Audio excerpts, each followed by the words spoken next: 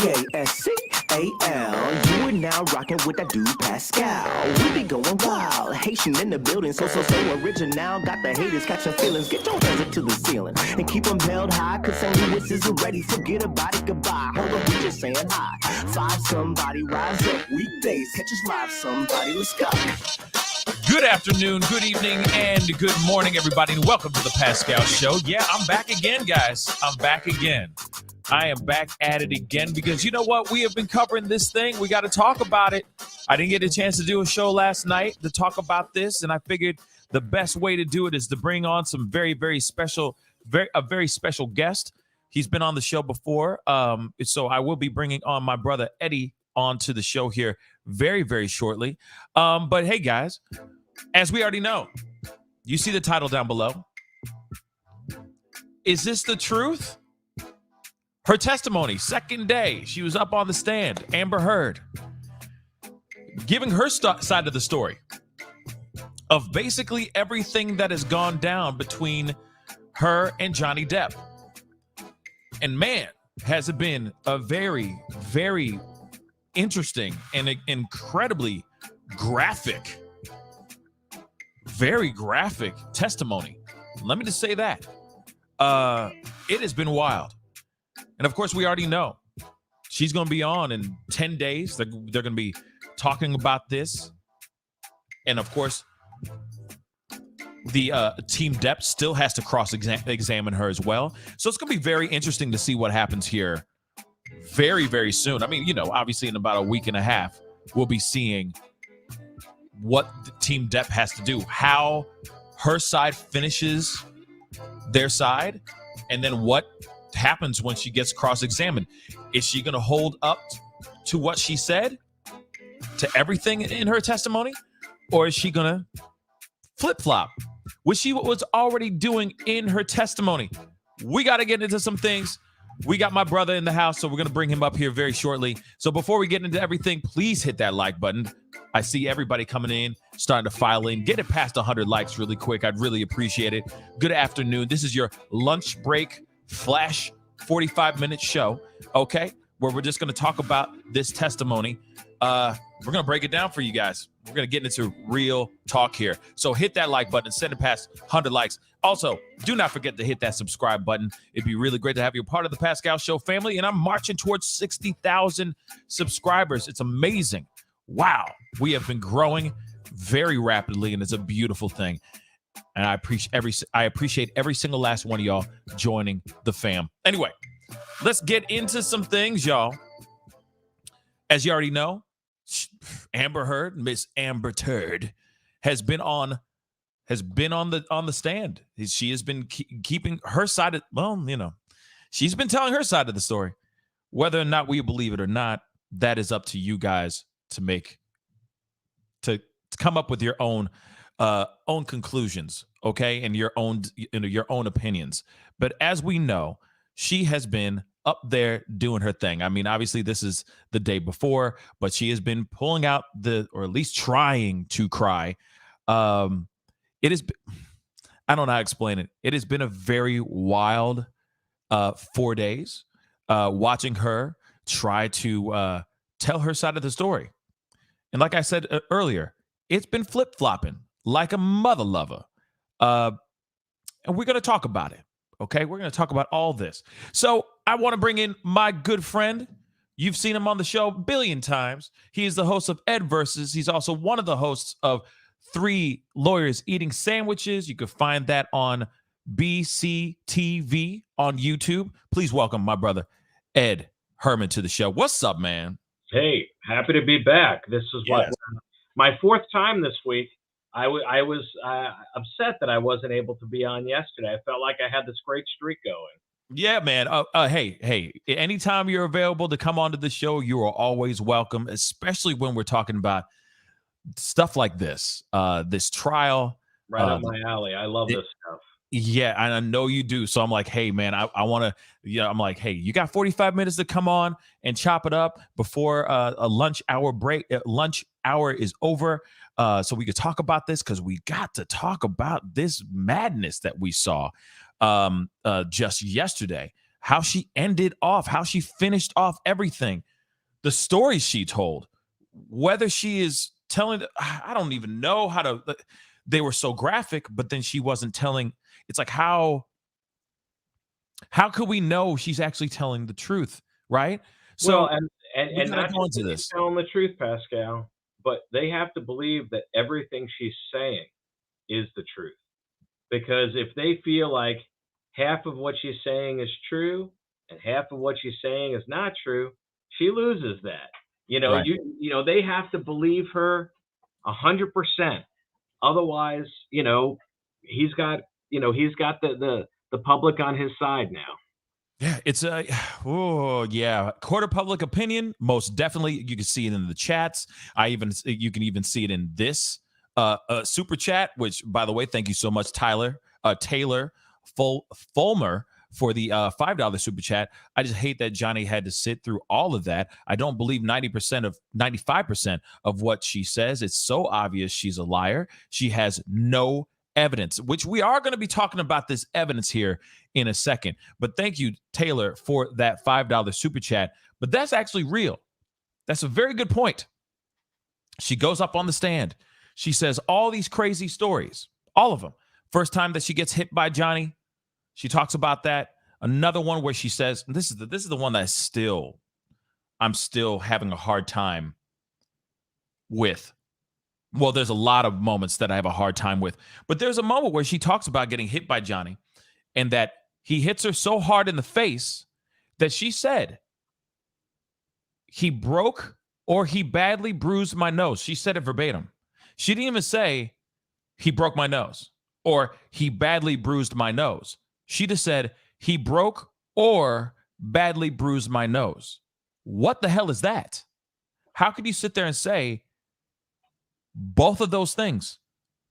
You either know if you have a broken nose or you know it's badly bruised.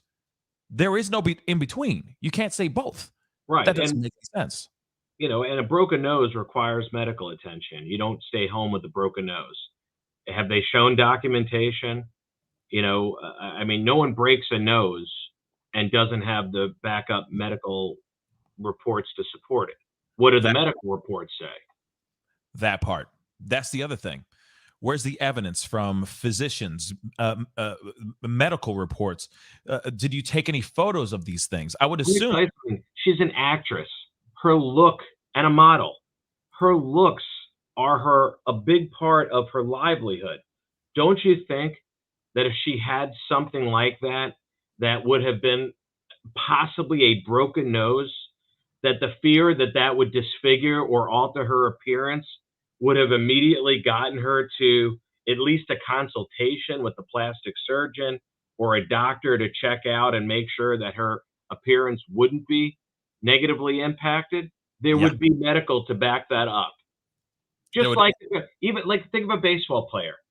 Even if they twist their ankle, this is their livelihood. So you go, it's going to be checked out by a doctor, and you'd It's have a record of that. You would absolutely have a record of that. I mean, especially if you have a broken nose, for crying out loud. You got it, or a badly bruised nose, because you still got to go see a doctor for those things. Then you're right. She's a model. She's an actress. Her looks and her face are her moneymaker. If her face is badly bruised like that, don't you think that she would go to a specialist of some sort to make Exactly. sure? That's her livelihood. That doesn't make any sense. Emily, thank you so much for the $5 super chat. She says in one recording they can't play, she admits to cutting JD's finger and says she didn't mean to. Docs in video don't say anything about injuries. Exactly. And I would love to, man, I wish I had that recording, because then I would be playing it right the hell now. But thank you so much for the $5 super chat. Yes. So it doesn't make any sense that she's saying one thing. There's audio that documents her saying these things, admitting to her wrongs. Then she goes up on the stand and acts like she's a model citizen, acts like she's an angel. She's like, "Oh, I saved his life. I did all these things." But then it's like, and then he beat me so terribly. If that is really true, where's the footage? I mean, even myself, If anyone put their hands on me like that, I would at least have one photo. Yes. Oh, Just in case. Just in just case. in You case. never Look, you just never know, right? listen, Go ahead. you take a photo in this age where, listen, we text stuff to each other all the time. If she has even one trusted person in her life, a sister, a best friend, her agent, who knows what, you take a picture, if for no other reason, then you're probably going to send it to them. You're probably going to show your closest person, like, what happened, even if it's just to get their opinion of how bad does this look, and to think that there's no photo and no communication of that to any of her closest people in her life, it just, I don't think it sits with people's experiences of themselves. But now listen, you and I are not people, hopefully not people that have suffered any kind of abuse, or at least not to this level. Right. And I don't want to act like we can presume to know exactly what goes on in the mental state of somebody in that situation.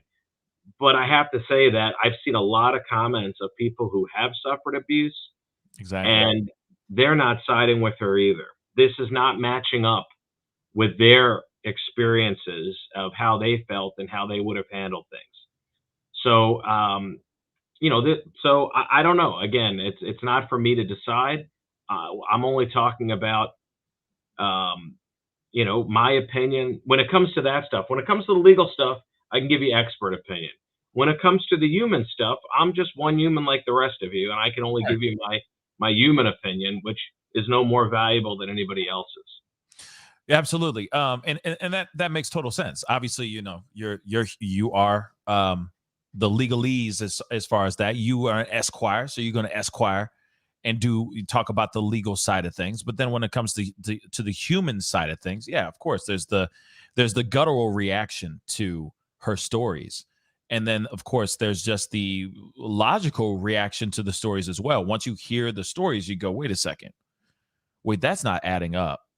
That doesn't make any sense, so on and so forth. It's just like I said, it's just one lie after another. Is she committing perjury though? That's one of the questions I had in my mind, because if they have audio, which of course they're going to show, I'm assuming, I hope they have 10 days. Okay, Team Depp has 10 days, probably 11 days if you really think about it, because Team Heard has not wrapped up. They have not rested on her yet. They're still going through these stories. When Team Depp goes up, I'm hoping that they're coming in to her and saying, well, here's audio of you saying this, here's this saying that, so on and so forth. But right now, can they sit there and say, wait a second, you're committing perjury? Can they take her down for that? If they have the goods on her, if they have something right now that they can present and play for her during cross-examination, or show her, or something from her deposition, they can try to do that. But listen, there's not going to be like a secondary action for perjury. And when was the last time you ever heard of somebody actually going to jail for perjury? I mean, we talk about it. We know that it's out there always as a possibility. But let's be honest, the price you pay for perjury is that you typically lose the case that you're currently in. That's typically the price for perjury. And that, if that happened here, that'll be exposed. It'll be talked about to the jury during closing, and the jury will likely not find in your favor. That's generally the price you pay for that. But seriously, have you ever heard of somebody even being tried for perjury? Have you ever heard of a perjury trial? No, Convicted, serving time for perjury? No, no. you never do. You never do. It gets thrown around a lot, but I in all my years, I haven't seen No, it. It you much more likely, though, the person who could get in trouble is a lawyer. A lawyer could not knowingly have their client perjure on the stand. That is actually an ethical offense that can cost a lawyer their license, maybe not permanently, but certainly temporarily. So if her lawyer knows for a fact that something is not true, and encourages or allows her client to testify it, knowing it's not the truth, like that, then the lawyer can get in trouble. And that I have seen. You can't suborn perjury, knowingly suborn. And that's why a lot of times lawyers, you see this more in criminal cases.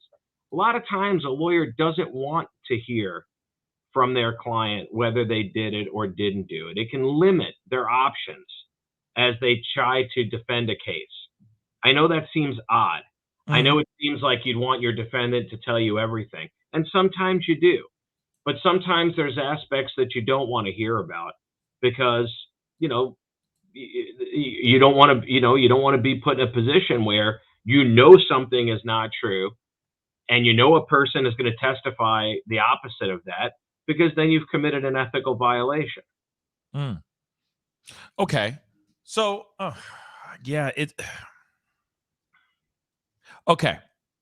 Then let me just say this. Then let me show this. Let me show this because this is shout out to the fam. You guys are all amazing, and I appreciate you guys.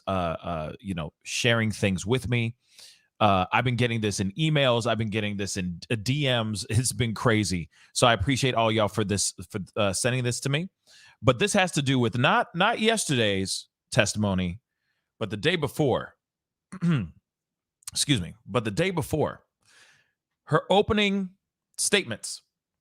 Excuse me. Her opening statements were said. She said her thing, all that stuff. Everyone's listening to it and they're going, "This sounds kind of familiar." Well, let's take a look at this. This is somebody sent this to me.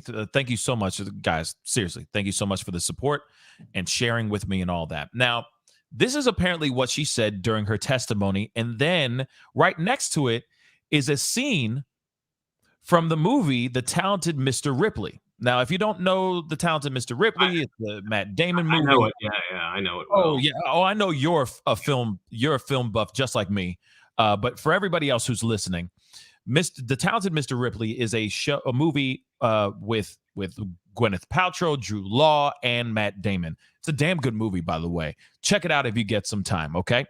Now, literally, it seems like she's taking the words from the movie and she put it in her in Wednesday's testimony. So I just wanted to show this really quick because I didn't get a chance to show it last time. So here it is. Amber Heard on her side. The thing with Johnny, it's like the sun shines on you and it's glorious. And then he forgets you and it's very, very cold. When you have his attention, you feel like you're the only person in the world. That's why everybody loves him so much. Then you go over to The Talented Mr. Ripley. And I remember this scene, actually. This is when Tom Ripley is sitting down with Marge, okay? And they're talking about Dickie, all right? The Jude Law's character. Yeah. And this is Gwyneth Paltrow saying this to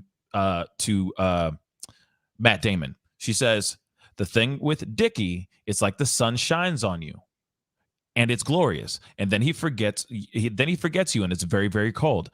Tom Ripley said, "So I'm learning." Marge continues, "When you have his attention, you feel like you're the only person in the world. That's why everybody loves him so much." Now, I mean, of course, we could sit there and look at this and go, "You people say these things all the time, like these kind of phrases all the time." Like, hey, he makes you feel like you're the center of the world, like you're the best person in the world. But she literally says it verbatim. I mean, obviously, first of all, I'm going to take it on faith that both of these quotes were recorded accurately by the person who sent them to you. Yes. Because I do know, I mean, yeah, I remember that from the movie. I don't know that I could have quoted it verbatim, and I didn't hear her give her statements, and but I'm going to take it on faith that those things are accurate. And you got to just ask yourself this: there's something inherently disingenuous anytime that you plagiarism is a lie, right? Plagiarism is passing somebody else's words off as your own. Why even do that unless it's so ingrained in you that you're just a naturally deceitful person, so that you don't even see the difference between what it is to be genuine and what it is to be artificial. And when who knows, people that live in the acting world and they're very accustomed to slipping into character, and maybe they lose themselves. But ask yourself, just that fact alone, if that's the only thing you knew, I'm not saying that it would be enough for you to make up your mind, but what does that tell you about the person? Now if she had come out and said, honestly, the best way that I could describe Johnny, it reminds me of a scene from From The a movie. Talented Mr. Ripley. Right. And when they talked about the character of Dickie, Gwyneth Paltrow said this. And see, now Exactly. here's a person saying they could not find her actually saying that quote. Now, So this is why I'm saying, I'm just taking it on faith. right. So here it is, though. Real quick, let me pull this up. I got some audio. I'm not going to play the video, but maybe this is it. This is just me trying this out really, really quick. It may be, I may be wrong here, but let me try to play this really quick. All right, what's up? Nope. Hold Well, on. that definitely wasn't it. No, hold on. So like, Nope. Damn. Let's all see. right, guys. Now I would like to show. No, what the hell? Okay. I was hoping to find that there, but I don't see it. There's just people screaming on audio tapes. Okay, sorry. So if that is actually true, if that's actually accurate, I mean, obviously we're seeing, I was getting that a lot over the past 2 days.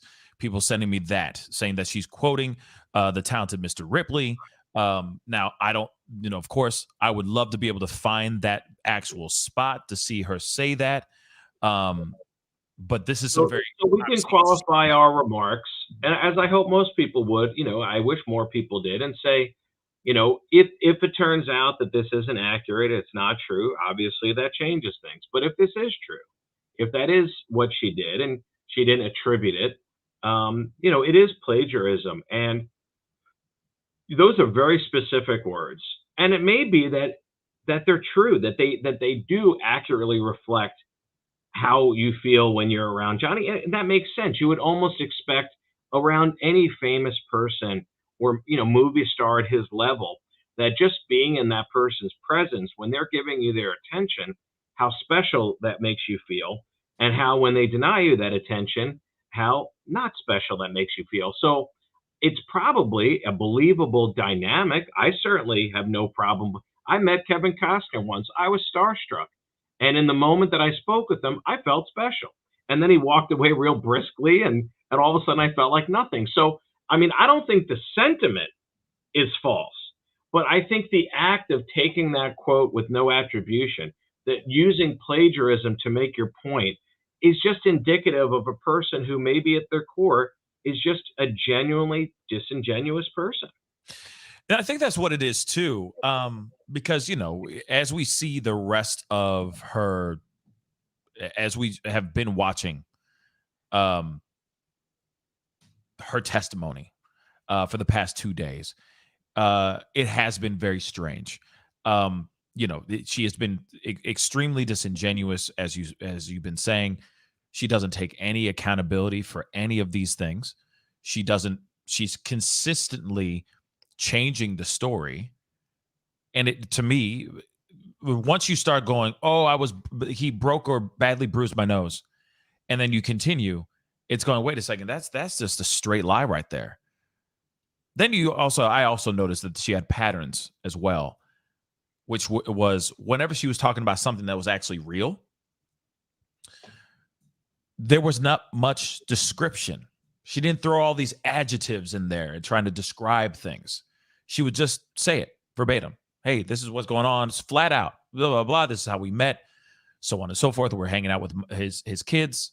It was a birthday or it was an engagement party, so on and so forth. But then as soon as she goes into the moments of abuse or moments of violence that I think that never really happened, or that she instigated and was the one putting the hands on him instead, as she's flipping the story, she's adding all these random descriptions. I could feel my feet, rub against the expensive hardwood floor as he's pushing me away. These added expression, like these added details that to me feel like, well, one, obviously you're trying to get the jury to side with you and you're trying to add more drama to it, but it also seems like it is a full-on lie, that this is all fabricated. You see what I I'm saying? think, yeah, I mean, I think you're right 100%. There's a new game show on Netflix called Bullshit. And what's interesting about this game show, Howie Mandel's the host. It's actually very good. And the way it works is, the contestant is asked a question. There's, just like Who Wants to Be a Millionaire. But the interesting thing is the contestant finds out immediately whether they were right or wrong. But three other people on a panel, they don't know whether this person was right or wrong. And if the person was wrong, they basically explain why their answer is the right answer in the hopes that at least one of the panelists believes they're bullshit. Believes that, oh yeah, I knew the answer to this because when I was a kid, I actually, studied biology and that came up. And maybe the person believes them, and that's how, so they can keep advancing to the next round, even if they didn't get the question right, if they can effectively lie. But what's really fascinating about the show, and why I bring it up, Pascal, is that you will be amazed at what the panelists are paying attention to when they're trying to determine if this person is telling the truth about their answer or if they're lying. And they do look at things. They look at the body language real close. And they look at exactly what you just said, strange extra details. And they look at those things and they think, those seem like the kind of strange extra details that a person puts in because they're trying to sell something. They're trying to sell it. And they say, the second I feel like I'm being sold, I assume I'm being lied to. Exactly. So, it's an interesting exercise in how people size up other people. Is this person a truth teller or not? And clearly, she has lost that battle. Absolutely. Completely lost that battle. I feel like as much as they have to bring her up to tell her side, because that's the whole purpose, right? You got to. I feel like it was a bad idea. Like they had to, but it was no choice. Really bad idea. Real quick, I want to show this too. And then we're going to look at some of her testimony too, some clips from her testimony, or go through it a little bit, comb through a little bit of it. But this is something. Okay, first off, I want to say this first. She talks in great lengths about how she does not do the cocaine. She doesn't do these various drugs. Okay, and I kept saying over and over and over again. I was saying passionately how much she is straight up lying, and why would she lie about all these things, because clearly there is proof out here showing otherwise. Like I said, she is lying on the stand consistently. So remember I told you guys, and I'm going to just a refresher for you, Ed. Mm-hmm. So Johnny Depp's team brought up a registered nurse who worked closely with Amber Heard for years. She has notes like crazy about Amber Heard, her symptoms, her issues, so on and so forth. So we finally have some things. I wanted to bring these screenshots in so that you guys can see this woman sitting here saying, oh, I don't do the cocaine. I don't do the blow. That's what he always did. I'm not with it at all. So on and so forth. Well, we have the notes. Let's take a look at these notes real quick. Boom. I know it's really, really small, but here it is. It says in her notes under client history, and it's highlighted. It says here, of course, she has 2 pet dogs named Pistol and Boo that travel with her frequently. Amber Heard's report history of substance abuse, including an addiction of cocaine and liquor. She sits there and says she doesn't like drinking wine. She said that at some point. At some point, she said she has an issue with wine. This woman's writing notes saying that all she's doing is drinking glasses of wine a day, doing blow. She has other things like, let's not forget, her psychologist, her forensic psychologist, who came up and said, oh, she's fine, a clean bill of mental health. Hold on. So She's blah blah blah. Okay. Client admits a history of, and it's right down at the bottom of this article. It says anxiety, eating disorder, attention deficit disorder, bipolar disorder, codependent issues, and occasional insomnia. She is also bisexual. We already knew that stuff. But at the same time, you got a person that is literally was diagnosed as bipolar. And you got somebody coming up to the stand, an expert witness, her forensic psychologist telling us otherwise. Let's go over here too. These are all confidential. But she, in here, this is what they say right here. The witness has mushrooms, LSD, cocaine, and ecstasy. They're talking about Amber Heard. This is not Johnny Depp. They're talking about Miss Amber Heard. So she goes up to the stand and lies. And bold-faced lies throughout this entire thing. And of course, we're just supposed to take it as proof. Yeah, I mean, all of that stuff, though. But remember, when she's answering, and I didn't see the questions as she was asked, but, not to say that she's not lying. At a minimum, she's misleading. But it is also possible that, people sometimes when they're answering questions, they're answering them as things stand today. They're not necessarily answering them about their entire life. If she's asked, have you ever been a cocaine user? Have you ever had addiction problems with this? That's a different question than her coming out and making the statement saying, I don't do cocaine. I don't do blow. I'm not into it. Maybe where she is today in her life, she doesn't do it. Maybe as where she is today in her life, she's not into it. It really depends. I'd have to see how the questions were asked and how they were answered, but it really doesn't matter because it's all painting a narrative. See, here's the deal. Each side has a painting that they're trying to do, because this is not a very clean case, as I've told you, because of how the jury instructions are going to read. It's not as clean as what it looks like to everybody. So you have one side whose strategy is, the plaintiff's side, whose strategy is, I'm going to demonstrate to this jury that this woman has lied so many times that they're not going to have a hard time believing that she lied in the op-ed. That's their whole belief. They know that they can't just stick to exactly what's in the op-ed, but they know if I can paint her and just show over and over and over again that her natural instincts are always to lie, that's great for the plaintiff. I think the best move for the defense is to show this relationship was so mutually unhealthy, so mutually abusive. There was so much going on that it's not a big leap for the jury to look at the op-ed. And again, like I said to you the other day, they may look at it and say, she was unfair because she didn't tell the whole story. But the parts that she told, it's not that hard to believe that those things happened, because this is a shit show of a relationship. And it's so abuse-filled. And her being, bipolar, the stuff like that goes both ways. Because when she's in her worst, listen, we all have breaking points. I've never hit anybody, not even like a guy. I'm just, probably because I'm afraid of getting hit myself. So I'm not one to start something like that. Have I ever, just been upset? Have I raised my voice? Yeah. I mean, but everyone has breaking points.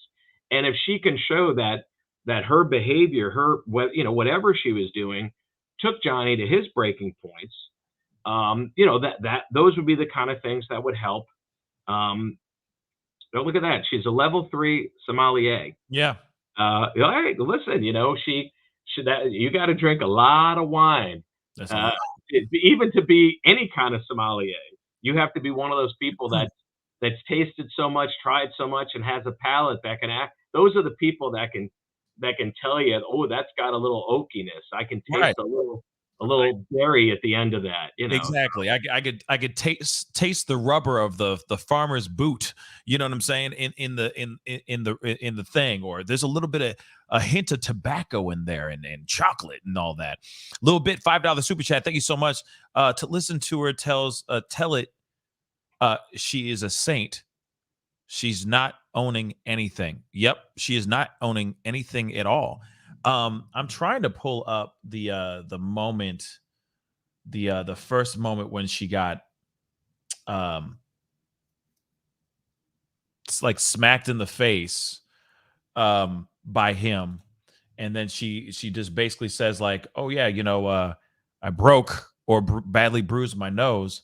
It's been, Tempted to. I hold on. had stopped seeing my therapist at the in this moment is that nothing I said.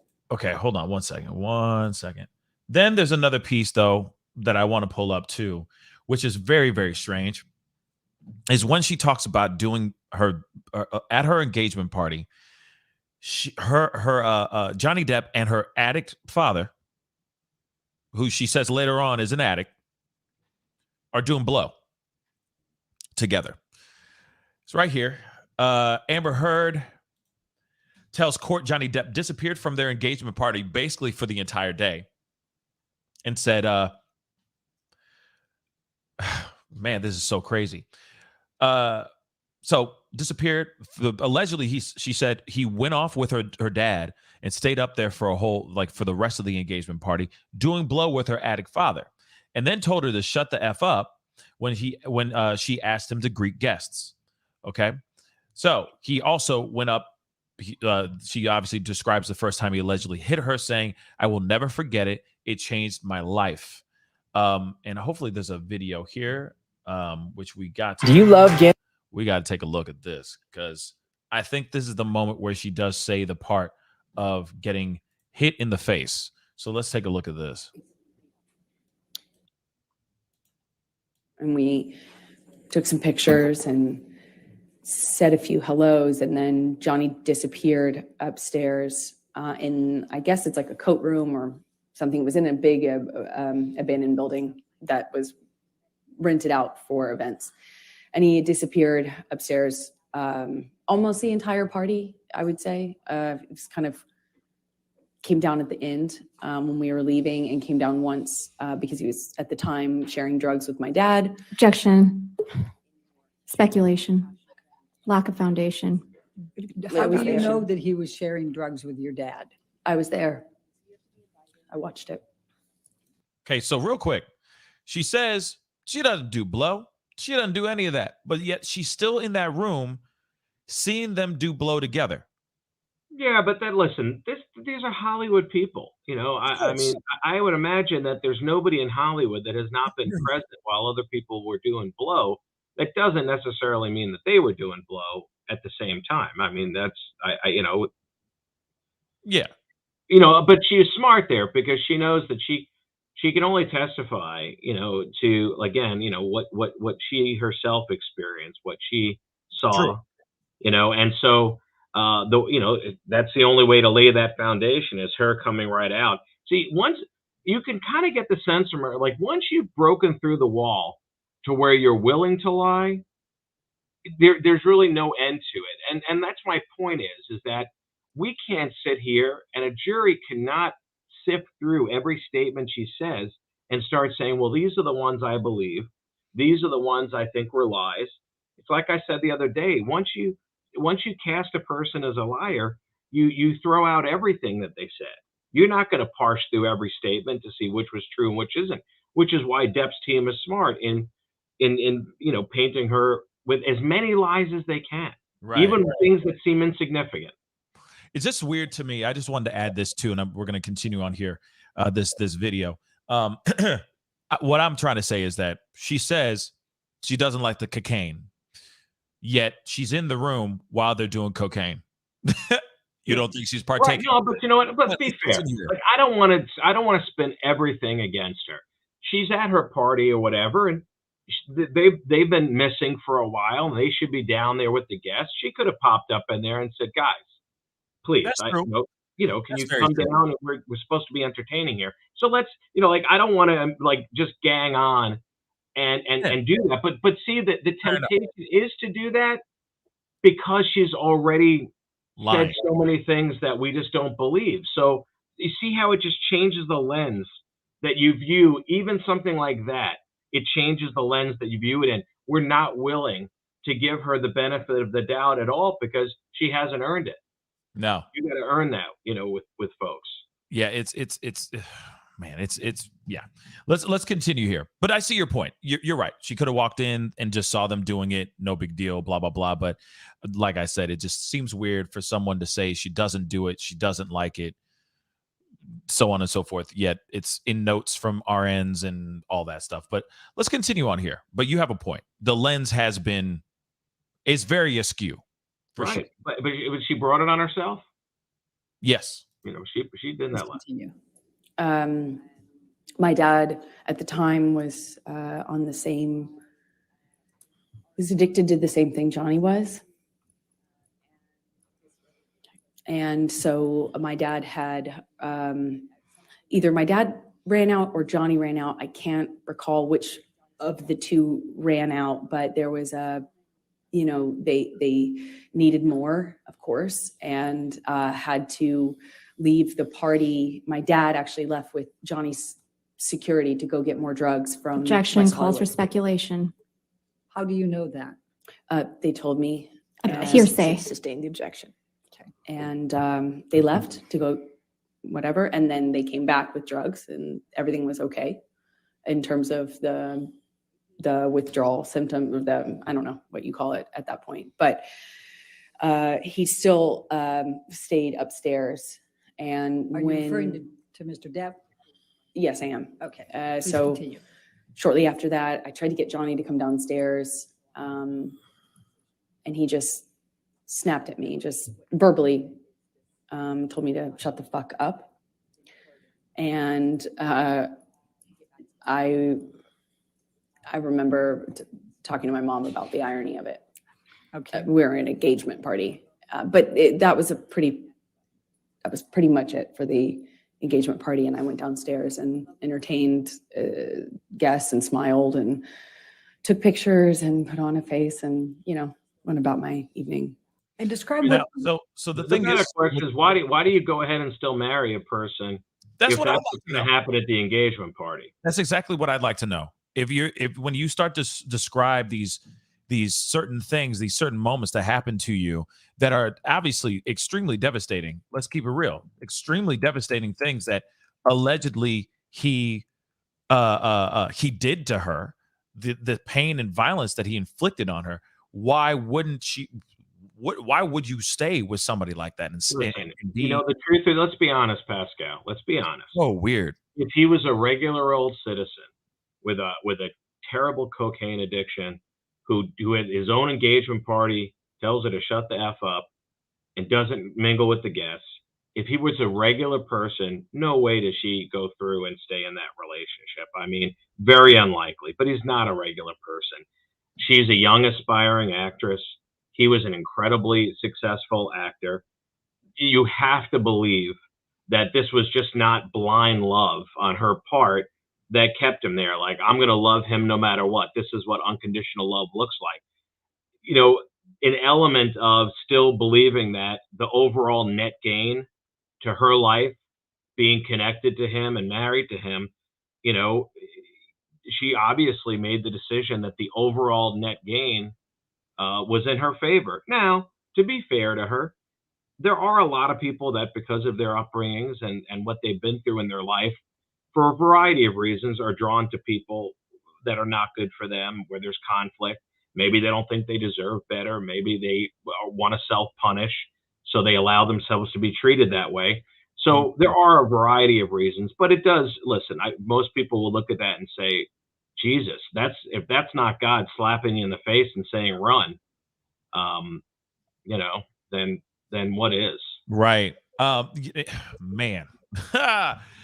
That's why everybody, I know to the people who are, the regular average Joes that are like myself and everyone else out here that are not dating or are dating high value people. Let's just say that. Please, if they put their paws on you, walk away. Yeah. Just go, leave. Don't stay there. You're going to get stuck in there forever. I do not recommend that. Please. There's nothing more important in your life than your personal safety. Facts. Because if you don't have that, what else matters? Exactly. It doesn't matter how much fame and how much fortune there is. if you don't have personal safety. Exactly. Personal safety always, I don't care who you are. I don't know care if you have a nickel in the bank. Personal safety has to be number one. There's nothing else beyond that. Absolutely. So, but again, people can forgive things that you never thought you could forgive.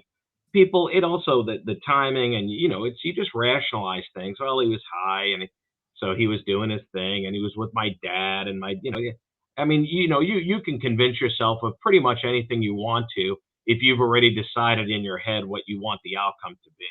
Then you just bend everything in the direction of that outcome. And obviously, she wanted to get married to this guy by hook or by crook, and that's what happened. So I apologize that I have to get off now. I would Okay. love to stay on longer, but I do have a 1 o'clock. Okay, well, real quick, I just got this one question for you. It's from this Team ABBC Taekwondo. Thank you so much for the $5 super chat. Is it true that only one juror has to believe her for the win? I do not know in the state that they're in how many. This is a civil case, and typically in a civil case, you don't need a unanimous jury. I know, like in city of St. Louis, if I have a civil case, I only have to convince 9 out of the 12 people that I'm on the winning side. But in Virginia or wherever this is, and I would have to look into the laws there to give that. But it's typically pretty unusual to require a unanimous decision on a civil case. All right. Well, thank you. I appreciate that, Ed. Thank you so much for coming on. Why don't you tell everybody where they can find you really quick, and then you can sign off. Obviously, I'm with Brown and Crouppen, so you can find us online at getbc.com. If you need any legal information or legal help, that's what we're there for. We do free consultations for everything, so you never have to worry about coming up with any money. And if you're interested in our entertainment content, our 3 Lawyers Eating Sandwiches and Ed Versus, you can go to bctv.com and watch everything you want and it's obviously free. There it is. Those are the 2 best places. Eddie, thank you so much. Thanks for coming on. Talk to you soon. I appreciate you as always. Take care. Peace. Yes, guys. So I appreciate Eddie coming on and chopping it up with us. But as you can see, I mean, even Ed, a highly gifted lawyer, okay, he has done so much work out here, has won so many different cases. Even he himself is looking at this and going, something's not right with this whole thing. Something's just not right with this whole Amber Heard trial. Her testimony is not right. And the thing is so far,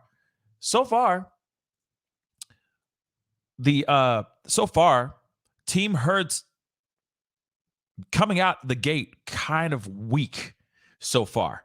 And it sucks because it's not like they can't have her on the stand. They have to have her on the stand.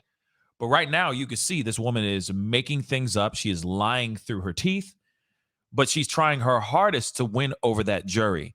I don't think the jury is going to be swayed by her in any way. The plaintiffs, Team Depp, came out guns blazing, strong as hell. And she is not confirming. She is completely fabricating every story that they have talked about on Team Depp's side. She is basically saying, I wasn't there. Man, she even had the audacity to say that she wasn't there with the cigarette being put out on his face. She said he called her and said that he put a cigarette out on on his own face by his damn self. You're telling me that would be something that he would do? I highly doubt it. I highly bloody doubt it, y'all. Man, like I said, this is an absolute crazy train that we're riding right now. Her testimony is not adding up. Mims, y'all. Okay, make it make sense. The math ain't mathin', and it's going to be interesting what happens with Team Depp, because Team Depp, I've said it before and I'll say it again, they going to make a meal out of this woman, and she going to fall all over herself unless she's incredibly good at lying, which we could see. She's very good at lying, as we can see. Well, anyway, guys, I appreciate all y'all for being in. That's the show. That's your lunch time, like, recap analysis, talk about Amber Heard on her testimony thus far. We got a whole other week, not this week, but the following week of her testimonies. It's going to be insane. She also did say that hot topic. Thank you so much for the $2 super chat.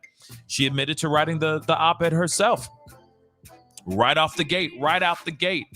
Case is closed, in my personal opinion. Right when that happened, I was like, yo, this case is done. This is an open and shut case. They might as well just let them delegate, let the jury delegate, come back with everything in favor of Johnny Depp, because she fell on her face. Horde. Now, for those of y'all who are watching on Facebook, please do me that favor. Go hit that follow button on my Facebook page. If you are someone who uses Facebook, go over there, hit that follow button over there, The Pascal Show on Facebook. That would really, really mean a lot. And it's time to get going, okay? Don't forget to hit that like button down below if you're watching on YouTube, and if you're watching on Twitter or Twitch, follow me on those platforms. Hit that follow button, okay? Follow me on Twitter, The Pascal Show, one word, okay? Anyway, hit that like button, send it all the way up. Don't forget to hit that subscribe button. It'd be great to have you a part of The Pascal Show family, and I'll see you guys soon, okay?